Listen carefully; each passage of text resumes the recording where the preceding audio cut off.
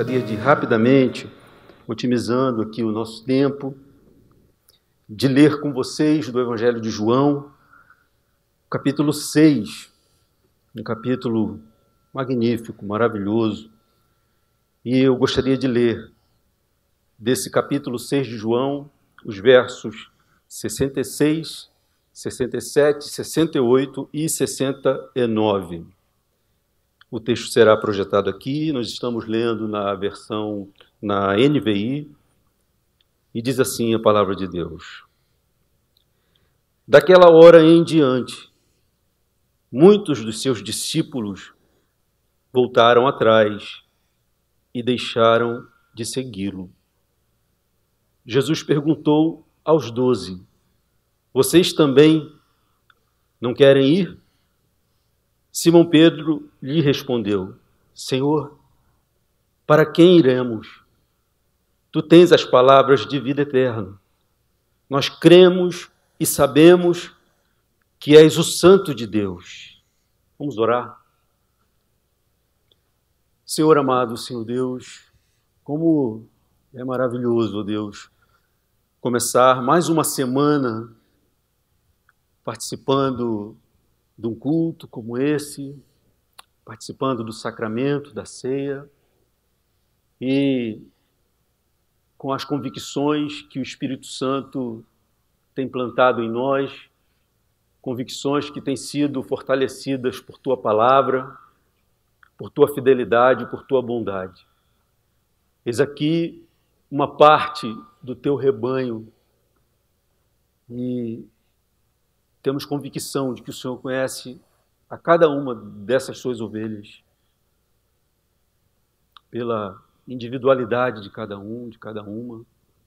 E eu peço, pelo Teu amor magnânimo, que o Senhor atenda ao coração de cada um desses Teus filhos que estão aqui nesta noite, em nome de Jesus, com a Tua palavra, Senhor, não com a minha reflexão, mas com a Tua palavra, e que, para nossa alegria e glória do Teu nome, a Tua palavra encontre acolhida, encontre atenção, que o Senhor derrube todo espírito maligno que não é aceitável entre nós e que nada impeça, de forma alguma, de recebermos aquilo que o Senhor tem para nos dar a partir desse texto, a partir desta palavra.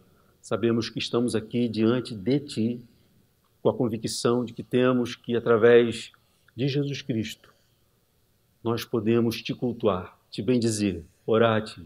Então, por favor, Senhor, pela Tua bondade, nos abençoe. Em nome de Jesus nós oramos. Amém. Queridos, chama-nos a atenção um fenômeno pelo qual a Igreja, ao longo da sua história, sempre passou, desde o seu início, que é o fenômeno da entrada e saída de pessoas, do rebanho, da Igreja de Deus. E, desde muito cedo, a Igreja experimenta. Na Igreja de Jesus Cristo, nós temos pessoas novas que entram, temos pessoas que entram e permanecem, e temos pessoas que entram e vão embora. Dessas pessoas que vão embora, algumas retornam para o rebanho de Jesus Cristo. Mas eu queria refletir nessa noite sobre as pessoas que permanecem na Igreja de Jesus Cristo e sobre que bases devem permanecer na Igreja do Senhor. E logo no seu início, quando a Igreja estava vivendo lá uma das suas fases áureas, que era o momento em que ela estava sendo implantada pelo próprio Jesus Cristo, esse fenômeno já estava lá. E João 6, esse capítulo muito interessante, que trata de vários eventos, trata também deste fato, deste fenômeno que a Igreja começou a viver logo no seu início e tem vivido ao longo das eras, dos anos, dos séculos. Supõe-se, queridos, que as pessoas que entram na igreja estão se tornando discípulas de Jesus Cristo. O que significa dizer que são pessoas que passaram a crer em Jesus Cristo, a partir do conjunto de doutrinas que escutam, da pregação, do Evangelho. Inclusive, abrindo aqui um parêntese, Paulo escrevendo a Timóteo, na sua primeira carta, no capítulo 4, verso 16, ele diz o seguinte: olha, Timóteo, cuida de você mesmo e cuide da doutrina. Essa é uma carta chamada carta pastoral, está entre as cartas pastorais, entendendo-se que ela é uma instrução para toda a igreja, mas especialmente para os pastores, para aqueles que vão cuidar do rebanho, da igreja de Deus. E com base nessa palavra de Paulo, nós, os pastores, entendemos que está sobre os nossos ombros o cuidado, sim, com a nossa pessoa. Não dá para estar aqui de forma legítima se não estamos vivendo aquilo que pregamos, não na base da perfeição. Começando, inclusive, a viver aqui confiando na misericórdia de Deus sobre a nossa vida. Mas o fato é que nós devemos cuidar de nós mesmos, mas, ao mesmo tempo, cuidar também da doutrina.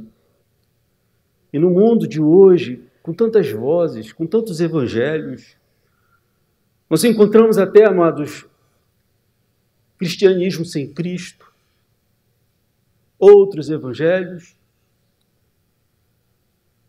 ou cristianismo com Cristo muito diferente. Então, torna-se cada vez mais relevante esse cuidado do apóstolo Paulo. Cuida da doutrina. E quando olhamos para a pessoa de Jesus Cristo, nós estamos diante de um conjunto de doutrinas a respeito da verdade dele, da identidade dele, que devem ser muito bem aclaradas, muito bem cuidadas. Isso é bom para a igreja, isso é interessante, isso é importante, podendo dizer, isso é imprescindível. E as pessoas que entram na igreja, pressupõe-se que elas estão se tornando discípulas de Jesus, estão crendo em Jesus Cristo. E do ponto de vista, esse é o meu primeiro ponto nesse sermão, tem 2 pontos apenas, do ponto de vista intelectual, a identidade da pessoa de Jesus Cristo é um dos principais desafios para alguém se tornar seu discípulo. É a sua identidade que é o desafio, é um dos desafios principais, ou podemos dizer, o primeiro desafio para uma pessoa se tornar realmente um discípulo de Jesus. Quem é ele? Quem ele diz ser? E esse texto aqui, no verso 66, ele diz o seguinte: daquela hora em diante, muitos dos seus discípulos voltaram atrás e deixaram de segui-lo. Ou seja, o texto está dizendo que pessoas estavam desistindo de serem discípulos ou discípulas de Jesus Cristo. Daquela hora em diante. De que hora? Uma pergunta. Uma coisa que é importante. Eu li apenas esses 4 versos, mas o capítulo 6, ele está tratando de eventos que se sucedem. E, para o aclaramento, eu vou trazer aqui outros versos que serão projetados para que a gente entenda o que está acontecendo aqui. E o verso que nós lemos, ele começa dizendo, então, daquela hora em diante. Mas de que hora? Que hora é essa? A partir do momento em que Jesus começa a assumir a realidade acerca da sua pessoa. As pessoas estavam atrás dele porque ele fazia milagres, coisas extraordinárias, como, inclusive, multiplicar pães. Essas pessoas com as quais Jesus está conversando aqui são as pessoas que estavam lá naquela multidão que fora alimentada pela multiplicação de pães. E dali os discípulos atravessam para Cafarnaum, Jesus fica orando, depois uma tempestade acomete lá a viagem dos seus discípulos, Jesus vai ao encontro deles, é nesse evento que Jesus vai andando sobre as águas, Pedro desafia: se és tu, faça com que eu atravesse também sobre as águas, ande sobre as águas. E Pedro tem aquela experiência maravilhosa, bem, eles chegam do outro lado. No dia seguinte, aquela multidão vai procurar Jesus, porque quem não quer estar ao lado de uma pessoa como aquela que tinha se revelado no dia anterior? Extraordinária, uma palavra magnífica, e ainda mais, multiplicando pães, satisfazendo a alma, do ponto de vista material. E eles chegam e não encontram Jesus. E eles raciocinam: bem, ele não partiu com eles no barco, só tinha um barco aqui. Então eles atravessam a praia, ou o mar, o lago, e vão para o outro lado. E chegando lá, eles encontram Jesus. E perguntam, a primeira coisa que eles perguntam: como que o senhor chegou até aqui? Só tinha um barco lá e o senhor não entrou com eles. E Jesus não responde, mas ele já começa a dizer: olha, vocês estão me procurando porque vocês comeram, não porque vocês viram maravilhas, mas porque vocês comeram pão e ficaram satisfeitos. E Jesus começa a falar para eles: olha, vocês devem trabalhar não pela comida que perece, mas aquela que dura para a vida eterna. E aí começa a falar a respeito de si. Começa a se assumir como, de fato, o Filho de Deus. Aquele que tinha vindo para satisfazer não só a alma de pão, do material, mas satisfazer a alma profundamente nas suas maiores necessidades. E ele diz que ele é o Filho de Deus. Aí não dá. Então é dessa hora em diante que esses discípulos preferem deixar de ser discípulos de Jesus Cristo. A partir do momento em que ele começa a assumir, embora usando linguagem figurada, mas assumindo claramente que ele é o Filho de Deus e que ele estava vindo do Pai. E é impressionante, amados, a condição em que a humanidade foi jogada. É impressionante como nós ficamos circunscritos a um mundo limitado pelo pecado, pelas suas condições. E o fato é, amados, que a pessoa de Jesus Cristo constitui-se num desafio, porque ele é algo maravilhoso demais para acontecer nesse mundo.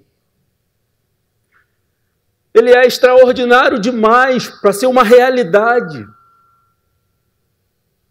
Ele é algo glorioso demais para acontecer nesse mundinho.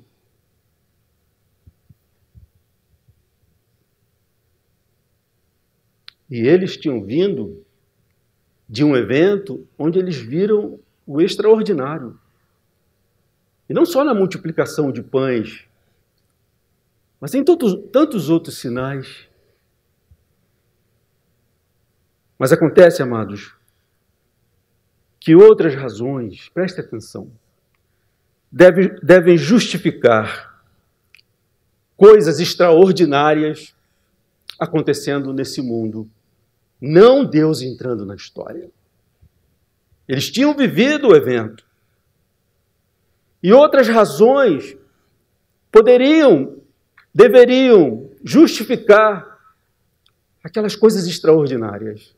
Agora, Deus entrando no mundo é maravilhoso demais, é extraordinário demais, então nós precisamos de maiores provas.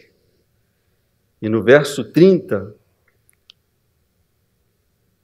diz o seguinte: então lhe perguntaram, quando Jesus começa a assumir quem ele é, eles perguntaram: Que sinal miraculoso mostrarás para que o vejamos e creiamos em ti?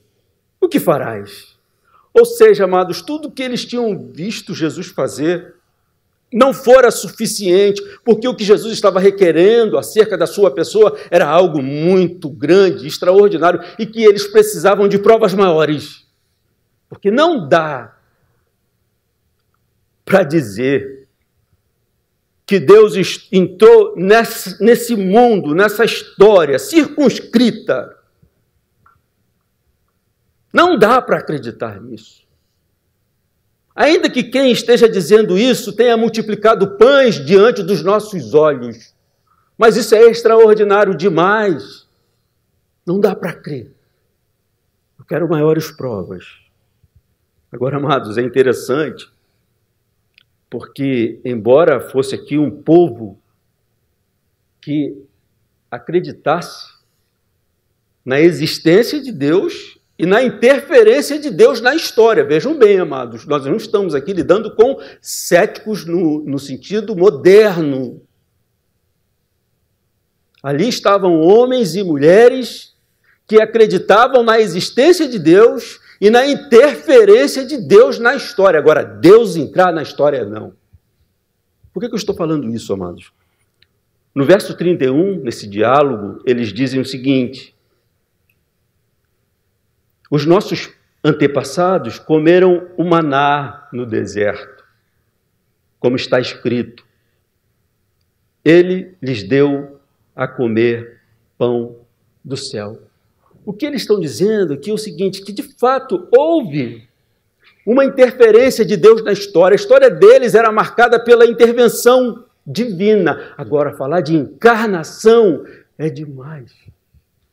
É demais. Jesus representa algo que é muito desafiador. A pessoa, a identidade de Jesus é algo que está muito para além de se acreditar de que existe um Criador e que de vez em quando interfere na história. Agora, dizer que Ele mesmo, na pessoa do Filho, encarnou nesse mundo, nessa vida. Verso 32 diz assim: declarou-lhe Jesus, digo-lhes a verdade, não foi Moisés quem lhes deu o pão do céu, mas é meu Pai quem lhes dá o verdadeiro pão do céu. Olha aqui Jesus insistindo, amados. Verso 33. Pois o pão de Deus é aquele que desceu do céu e dá vida ao mundo. 34. Disseram eles: Senhor, dá-nos sempre desse pão. O povo para gostar de pão, não é verdade? Estão aqui de olho de novo, dá-nos desse. E Jesus diz no verso 35, então Jesus declarou: eu sou o pão da vida. Aquele que vem a mim nunca terá fome. Aquele que crê em mim nunca terá sede.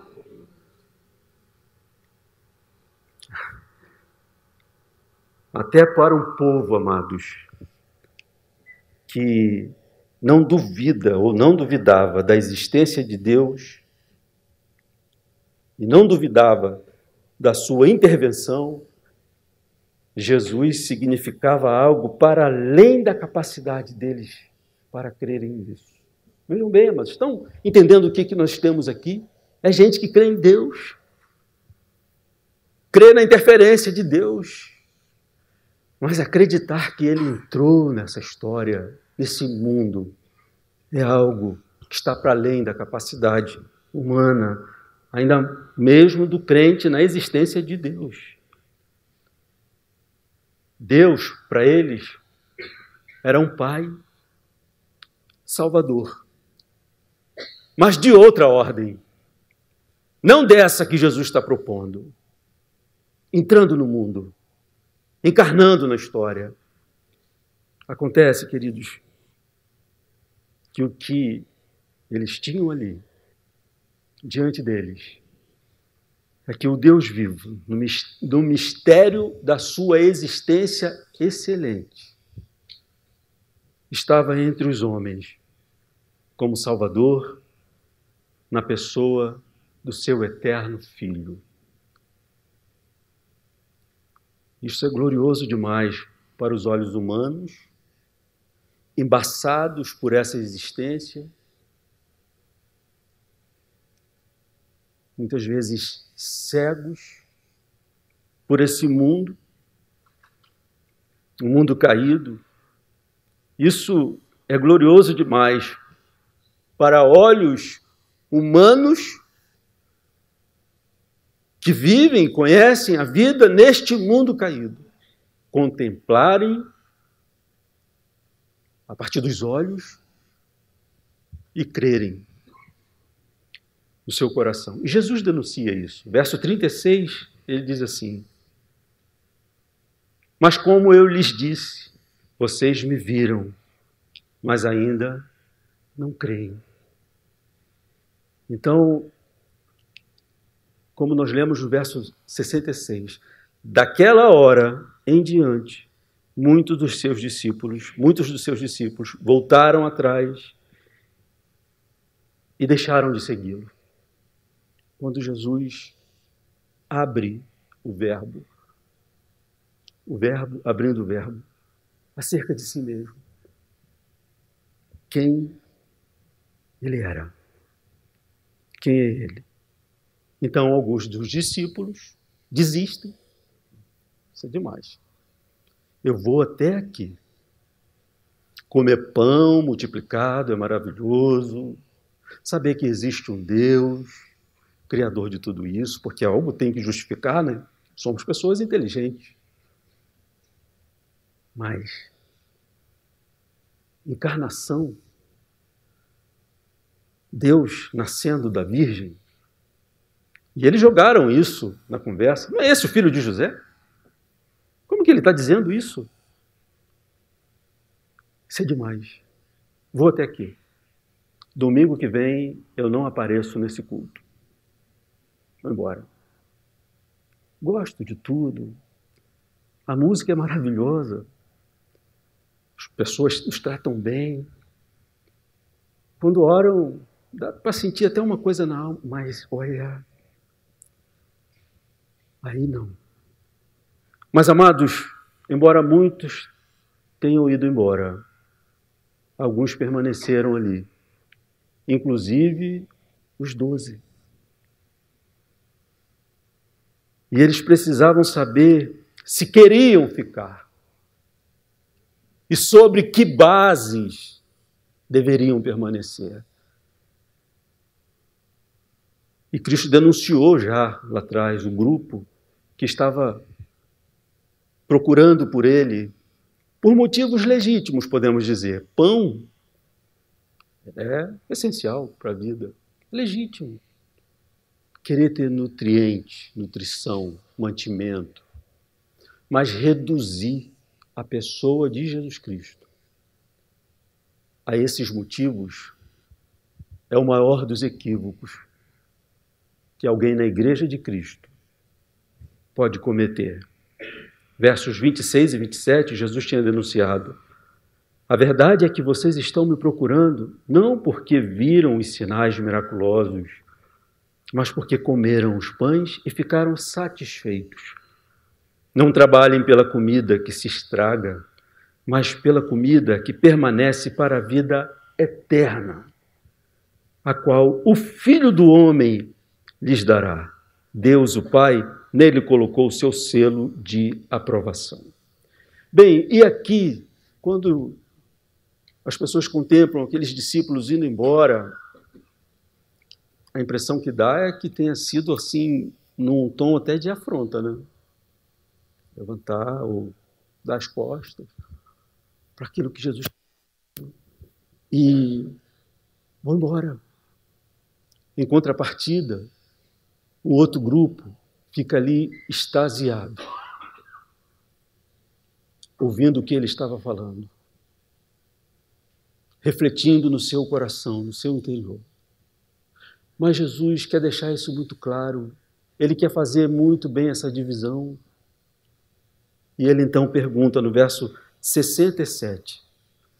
Jesus perguntou aos 12: vocês também Não querem ir?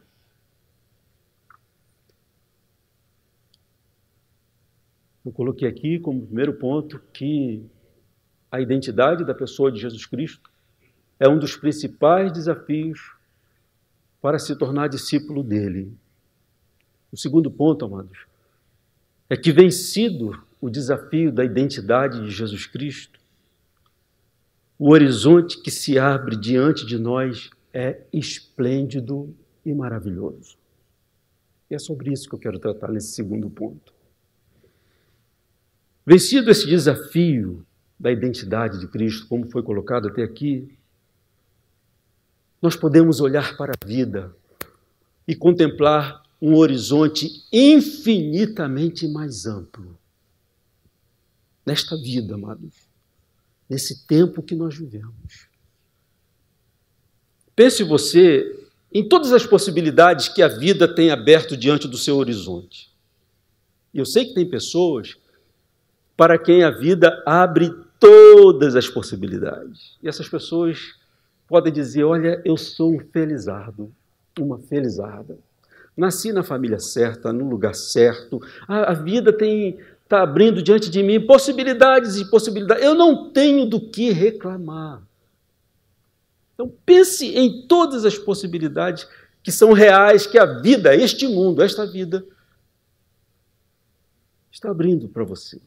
Abriu até hoje para você.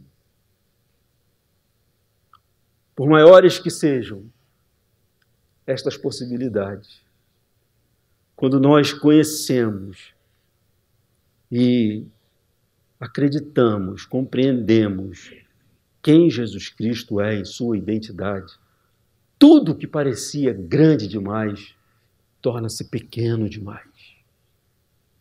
Vejam bem, amados, a Bíblia é um livro que valoriza demais a existência, a vida desse mundo. Muito ao contrário do que muitas pessoas acham, inclusive o senhor Nietzsche, conhecido filósofo, que achava que o Evangelho desvaloriza, precariza a vida. Muito ao contrário. A Bíblia valoriza muito a existência, natural mesmo. Mas ela também, ao comparar a existência natural neste mundo e a existência do novo nascimento, ela não economiza no contraste. E aí você tem aquelas parábolas maravilhosas que quem encontra o reino de Deus vai e vende tudo que tem para comprar só aquele campo. Porque, de fato, a vida em Cristo é digna de que se abra mão de qualquer outra coisa para vivê-la. Então Jesus perguntou aos 12, verso 67, vocês também não querem ir atrás dos que foram, pelos motivos que os levaram a partir? E Simão Pedro, verso 68, lhe respondeu, Senhor, para quem iremos? Eu queria ficar um pouco aqui nessa resposta à pergunta do apóstolo Pedro. Quando o Senhor pergunta, vocês também? Que aqueles pareciam discípulos, estavam seguindo Jesus, atravessaram o lago, vieram. E quando Jesus diz quem realmente ele é, ele diz, não, isso é demais. E vão embora. Jesus vira-se para aqueles que estavam ali olhando para ele. Vocês não querem ir também? E Pedro responde com uma pergunta. Senhor, para quem iremos? Vejam bem, amados, Pedro aqui não está dizendo algo da ordem de, por exemplo, Senhor, nós temos uma vocação religiosa. Nós temos que crer em alguém. Temos que crer em alguma coisa. Para onde nós iremos como seres humanos que tem essa inclinação religiosa? Não é disso que Pedro está falando. É muito mais que isso, amados. Pedro também não está dizendo, Senhor, Para quem iremos? O que faremos com essa vida carente nossa? Essa história carente? O que nós fazemos com o nosso casamento? A quem vamos procurar? Senhor, o que fazemos com o nosso trabalho? Precisamos de alguém que nos dê força, encorajamento, prosperidade. O que fazemos com a nossa empresa? Não é disso que Pedro está falando. É muito mais que isso. Quando Pedro fala, Senhor, para quem iremos? Sabe o que ele está dizendo? Senhor, o que nós fazemos com essa realidade que somos nós? Senhor, para quem nós iremos com isso que chamamos de eu? Senhor, para onde nós estamos carregando essa vida que nós possuímos? Senhor, para onde nós iremos com essa essência que chamamos de alma? Na direção de quem? Nós podemos ir com isso que temos, que somos nós mesmos. Esse fôlego de vida, esse existente, esse vivente. O que eu faço com isso? Como me vestir? Eu sei. Como trabalhar? Eu sei. Como fazer para me sustentar? Eu sei. Mas o que eu faço com isso? Se eu quero conhecimento, eu sei, eu posso buscar, encontrar. Mas o que eu faço com isso? Essa alma. Você que está aqui nessa noite, talvez já saiba onde você vai passar o Natal, onde você vai passar o seu Réveillon. Talvez você já saiba onde você vai passar as suas férias. Mas você sabe para onde está conduzindo a sua alma. Essa essência que você carrega, que você chama de eu. Eu sinto, eu vejo, eu quero, eu desejo, eu temo. Você sabe o que está fazendo da sua carreira.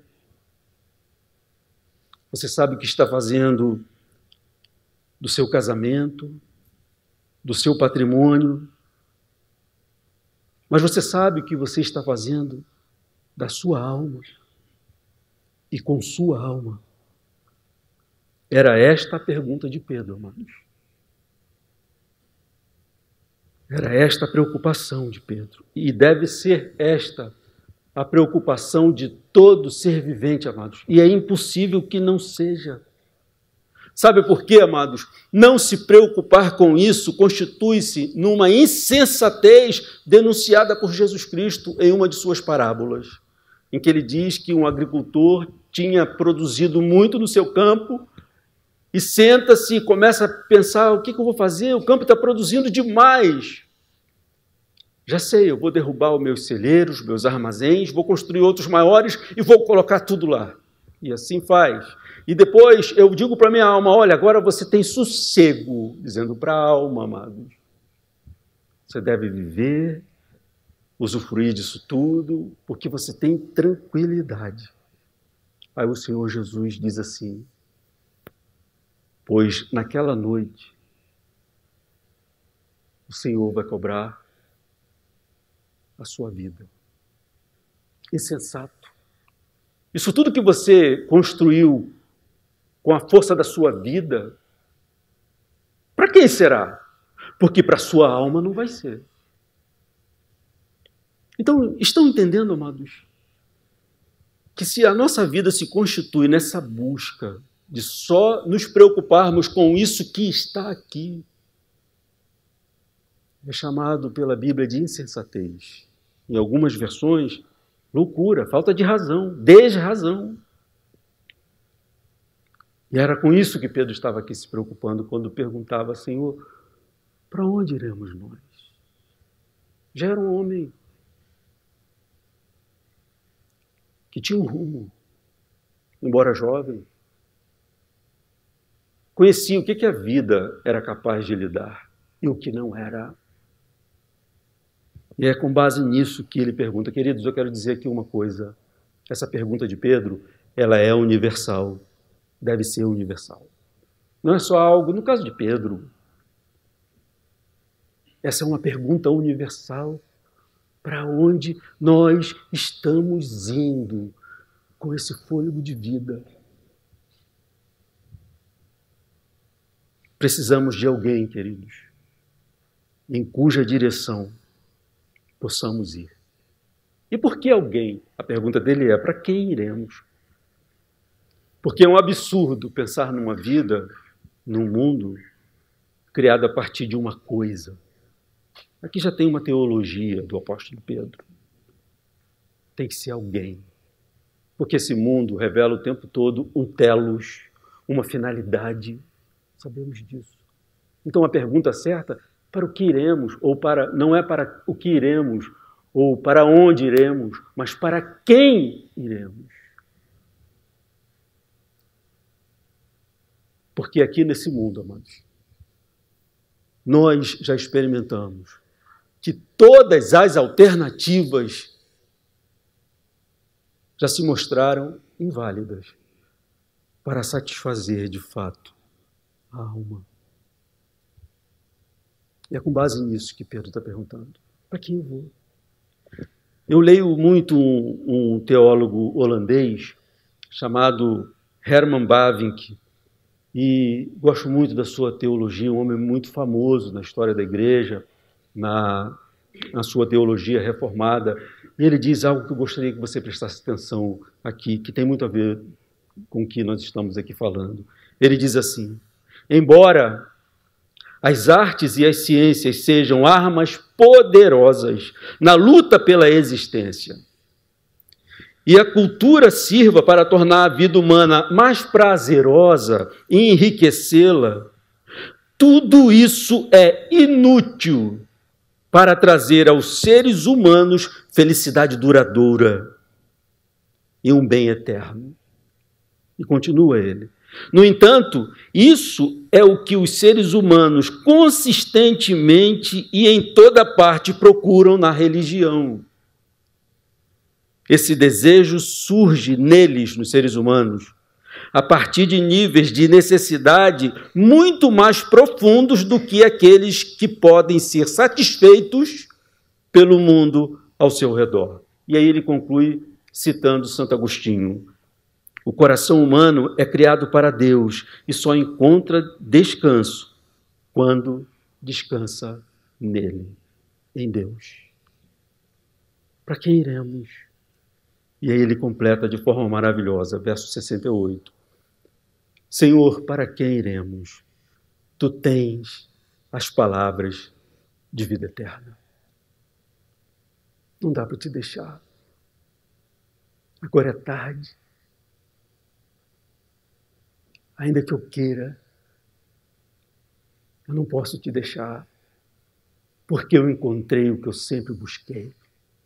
Ou melhor, eu encontrei aquilo que essa alma, que sou eu, sempre almejou, que tentou fazer com que os bens desse mundo passassem dos seus limites e me satisfizessem, mas não aconteceu. Foi assim no sexo, no dinheiro, em alguns casos na droga, na fama. Nada foi capaz. Só tu tens as palavras da vida eterna. Pedro está se referindo aqui, queridos, a algo que Jesus tinha falado nessa conversa, inclusive, no verso 27, que ele diz, já foi lido aqui, ele diz assim: não trabalhem pela comida que se estraga, mas pela comida que permanece para a vida eterna, a qual o Filho do Homem lhes dará. E, queridos, dizer aqui que Jesus tem as palavras de vida eterna significa, muito primariamente, dizer que Ele, nas suas palavras, na sua pessoa, ultrapassou todos os limites que essa vida impõe. diante de nós como seres humanos. E seria tranquilo se esses limites não nos incomodassem. Faz parte da vida. Se fossem limites naturais, não teríamos esse anseio. Dizer que Jesus Cristo tem palavras de vida eterna, dizer que Ele superou todos os limites, inclusive, amados, aquele limite que chamamos de túmulo, para o qual todos nós estamos caminhando com a nossa alma. Que, inclusive, certo tipo de ceticismo diz que a vida termina ali. Abrindo aqui um parêntese. E dentro desse grupo de céticos que acreditam que a vida, o ser, se encerra naquele túmulo, tem que ser um grupo que acredita que essa vida é uma piada, ou então um absurdo. Porque dizer isso desta vida que trazemos em nós é dizer que isso é um absurdo. Um absurdo. Mas fecha o parêntese. É outro sermão. O que Pedro responde a Jesus com essa pergunta e depois com a sua afirmação? Para onde nós vamos levar isso? Só tu tens o que isso almeja. As palavras da vida eterna. E qual é o fundamento para se ter essa certeza? Está na resposta de Pedro, no verso 69, quando ele diz assim: nós cremos e sabemos que tu és o Santo de Deus. Ou seja, tudo o que o Senhor disse a respeito de si mesmo é verdade. E o Senhor é separado para realizar, de fato, tudo o que diz ter vindo realizar nesse mundo.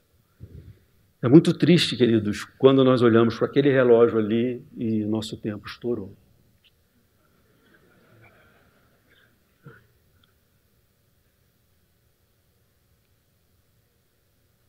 Por que você vem aqui?